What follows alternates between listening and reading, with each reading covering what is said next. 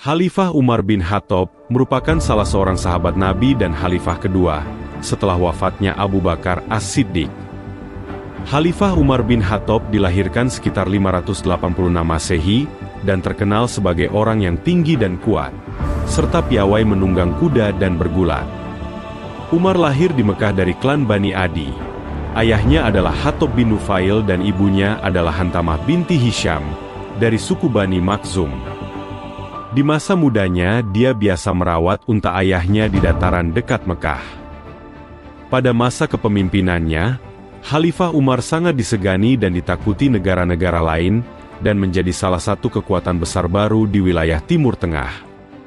Khalifah yang dikenal dengan gaya hidupnya yang sederhana. Umar bahkan memiliki julukan yang diberikan oleh baginda Nabi Muhammad, yaitu Al-Faruq, yang berarti orang yang bisa memisahkan antara kebenaran dan kebatilan. Ketika baginda Nabi Muhammad mulai mengkhotbahkan pesan Islam, Umar menentang Islam dan bahkan mengancam akan membunuh Nabi Muhammad. Dia memutuskan untuk mempertahankan agama politeistik tradisional Arab. Dia bersikeras dan kejam dalam menentang Nabi Muhammad, dan sangat menonjol dalam menganiaya umat Islam. Dalam suatu kisah dalam perjalanan untuk membunuh Nabi Muhammad, Umar bertemu dengan sahabatnya Nuaim bin Abdullah yang diam-diam telah masuk Islam tetapi tidak memberitahu Umar. Ketika Umar memberitahunya bahwa dia telah bersiap untuk membunuh Muhammad, Nuaim berkata, "Demi Tuhan, kamu telah menipu dirimu sendiri, wahai Umar. Apakah menurut Anda Banu Abdul Manaf akan membiarkan Anda berlarian hidup-hidup setelah Anda membunuh putra mereka Muhammad? Mengapa Anda tidak kembali ke rumah Anda sendiri dan setidaknya meluruskannya?" Nuaim menyuruhnya untuk menanyakan tentang rumahnya sendiri di mana saudara perempuannya dan suaminya telah masuk Islam. Setibanya di rumahnya, Umar mendapati adik dan iparnya Said bin Zaid, sepupu Umar, sedang membaca ayat-ayat Al-Quran dari surah Toha, diajari oleh seorang sahabat Muhammad, Habbab bin Al-Arad. Ketika Umar sampai di depan pintu, Habbab bersembunyi. Umar mulai bertengkar dengan saudara iparnya. Ketika saudara perempuannya datang untuk menyelamatkan suaminya, dia juga mulai bertengkar dengannya.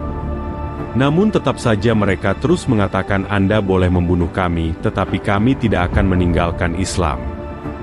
Mendengar kata-kata ini, Umar menampar adiknya begitu keras, sehingga dia jatuh ke tanah dengan darah dari mulutnya. Ketika dia melihat apa yang dia lakukan pada saudara perempuannya, dia terdiam karena rasa bersalah dan meminta saudara perempuannya untuk memberinya apa yang dia baca. Saudarinya menjawab, "Kamu najis, dan tidak ada orang najis yang dapat menyentuh kitab suci." Dia bersikeras, tetapi saudara perempuannya tidak bersedia mengizinkannya menyentuh halaman kecuali dia membasuh tubuhnya. Umar akhirnya menyerah. Ia membasuh tubuhnya dan kemudian mulai membaca ayat-ayat yang berbunyi, "Sesungguhnya, akulah Allah, tidak ada Tuhan selain aku, maka sembahlah aku, dan dirikanlah solat secara sempurna agar engkau mengingatku." Quran Surah Toha ayat 14. Umar menangis dan menyatakan, "Sesungguhnya ini adalah firman Allah. Aku bersaksi bahwa Muhammad adalah utusan Allah."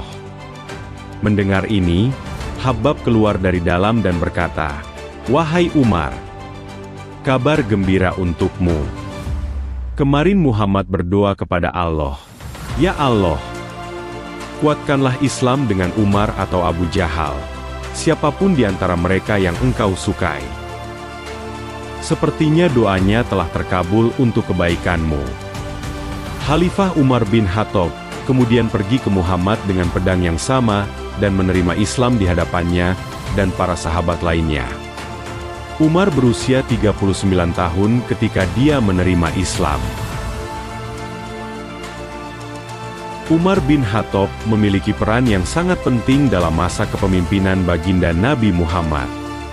Ia sering menjadi penasehat dan pengambil keputusan yang bijaksana bagi Nabi Muhammad.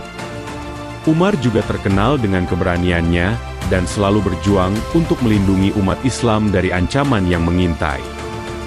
Semenjak diangkat menjadi khalifah, Umar memimpin umat Islam selama 10 tahun dengan penuh kebijaksanaan dan integritas. Beliau banyak melakukan kebijakan-kebijakan yang sangat bermanfaat bagi umat Islam.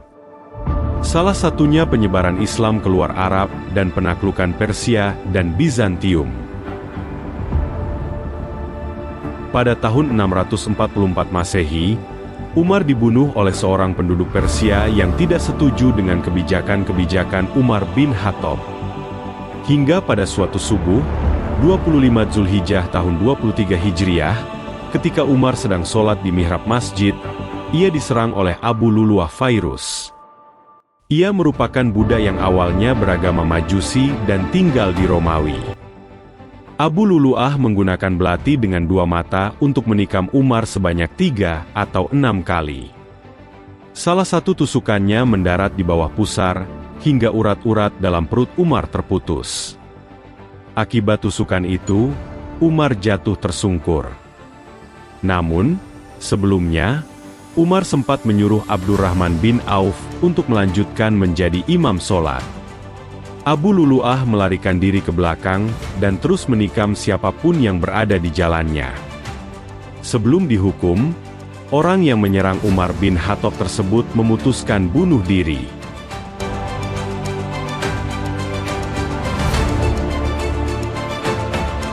Teladan yang bisa ditiru dari Umar bin Khattab. Sebagai salah satu sahabat Nabi Muhammad, sekaligus khalifah kedua dalam sejarah Islam, Umar bin Khattab menunjukkan berbagai keteladanan. Lalu, teladan apa yang bisa diambil dari kisah Umar bin Khattab?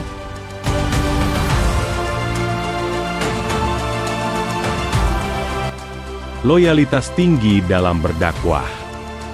Umar bin Khattab merupakan sosok yang setia dan loyal dalam memperjuangkan agama Islam. Dia senantiasa menghormati Rasulullah. Ia juga tekun mengikuti ajaran-ajaran Islam, selalu taat beribadah, serta memiliki kesadaran tinggi akan kehadiran Allah dalam setiap aspek kehidupannya. Pemberani dalam memperjuangkan kebenaran. Umar bin Khattab menunjukkan keteguhan dan keberanian yang luar biasa dalam memperjuangkan kebenaran. Ia tidak gentar mengambil tindakan tegas dan selalu berani menghadapi setiap tantangan yang mengancam keberlangsungan agama Islam.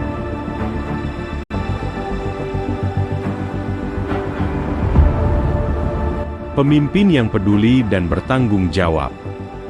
Umar bin Khattab dikenal sebagai pemimpin yang sangat peduli dan bertanggung jawab terhadap rakyatnya.